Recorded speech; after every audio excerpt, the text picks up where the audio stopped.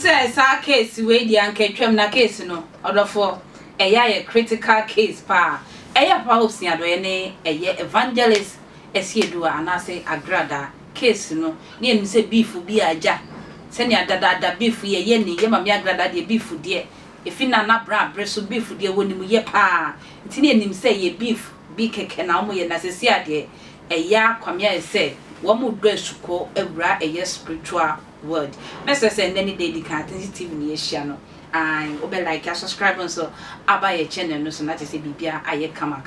ne nyina na kire se yesi wusie bi epu a na ewo bebia wusie ne epu efiba ya me Agradaa etrem se ye kwa Hopeson e sha se wo be di nani onya post o NPP mu eye national security officer no wo di nani ye pa ma obetutu to ne TV station mo ni ade a na sorry so obekutia no nsem a Mami Agradaa kana chese Hopeson etu nani esi Mami Agradaa so no ache sa so no ma ye chi no de koto ye prison 42 days ne nyina na chese ensam ehihada kase enti beef na ise ampa efri ni efri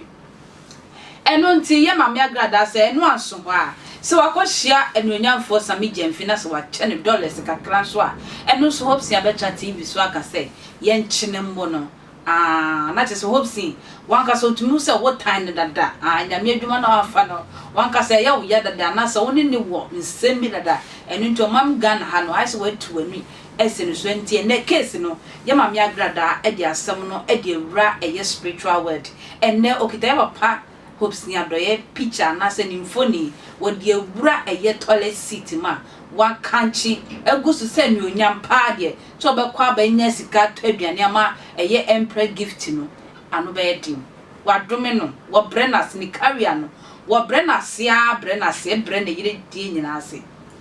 ma yenti mra Hopeson Adorye Hopeson Adorye Hopeson Adorye ene day eye me adwa part ekwan a wo de me afaso e wo man Ghana mu se wo use political to be say about power of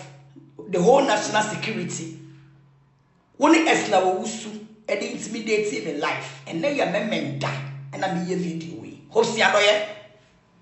wo power ya de ma wo be ye penny wo national security na woni esla wo usu e dey wo post sense menuma gumi TV station we ya nso ho a mitime baby me bie ma sore mo sai pa me achi mi tumu 42 days ma kasa sami de fi ahia me wa che me sika wa che me dollars Hopeson Adorye wode tumi ahye won samache sunsun fam ene honam fam enne me din ene Agradaa Hopeson Adorye me oil nie me 6 flowers enunie Hopeson enne me jewu career through nsem I am ending your political career from today. You are going to be a useless in life. To me awunya ya wo de tete ma brabo titi medjuma. Now sa wo tina radio so say me pie na me kosa me dey officer full soldiers and cheme mbumi nkume. Na just a wo Hopeson Adorye what you wani e de esi me so Hopeson me kanchero me ba woto so me ensa so wa ben ba me kire o machi me ba woto so me ensa ye friend Kelvin Nana Abravi Akapo so ye wo ye igbeni wa bene me se me ba woto so me ensa ye friend Kelvin Nana Abravi Akapo ena Hopeson Adorye mi china urade tumi a wode ama me so Hopeson sha unie wona me de wa tuma se me de wa she toilet kan mu efiti ne Hopeson Adorye me sewu career me di wani mu twitwiri bi mu me sewu career your political career tumi a wodi hunam na mpanimfo tumi a wodi hunam na Ghana fo tumi a wodi bubom sa boa ebesi net from a net memene amedi ukasai Hopeson Adorye me di wani mo nyama she binimu me di political career she binimu me di utumi bia wo she binimu my yo miserable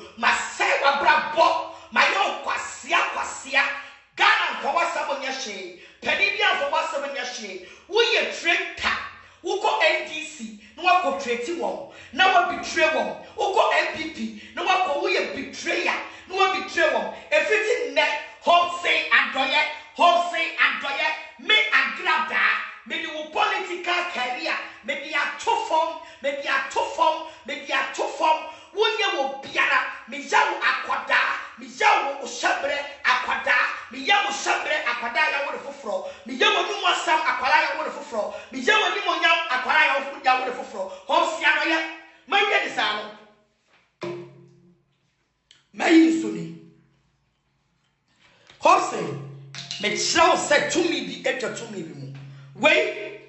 eye me di cool so me sell cry what say me sell cry me sell ni monyam utumi a wonya ye na wo de say ma brabo me sell cry Hopeson Adorye wonye ni pa biem e wo man Ghana mu Hopeson Adorye obi afa wanim awonu asem nya tuma biem wo man Ghana mu Hopeson Adorye ma endi wo political career fitine me Agradaa me say ma endi wo political career o ma bia me wa ko she me sheda na me ko obi fie wo ye fi eno na me pe fisa me de fie eye fe me sheda ena me de wa ba ha Hopeson Adorye hwe ha me be flash out and then they are me flash we and then they are me flash we me di wani monyam eko binimu me do political career eko binimu me do shabre eko binimu me di wanu masam eko binimu me di yedi eko binimu Hopeson Adorye me di wo kra ko binimu me di wa brabo ko binimu me di baby o besi biara wo hompo se bini beni bi o besi the office orange ato NPC for rejecto NPP for rejecto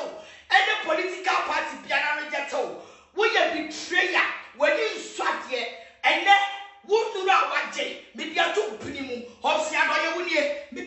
awurade me flash out me flash out me flash out me flash out me flash out me flash out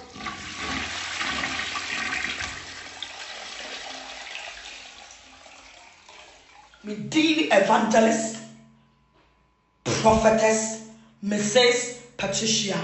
Esiama Hopeson Adorye this is the end of your life. Samson e papa Hopeson Adorye say Agradaa me sa from away abobo na se hwema we abobo mi emfa me ho se wonim togbedja baku se wo se wo ba odoso me ensa ne papa ye agbeni dia enne na me so sa kro no so eho enne edi be free dia enu nti na de bia ka se amagani amagashia eho enne ehu amaga hoho Agradaa wo refi se o ka tro bi se o betra wi che mu ai enu nansa enti ya pa Hopeson Adorye se ono so ye hwe nanim sa Agradaa timi abe se dia wono so ye ma no some few weeks bi wono so ebe ni nkonya de case no edu spiritual me na sister o twem ye kwentwa na me be so me se o be like bio makra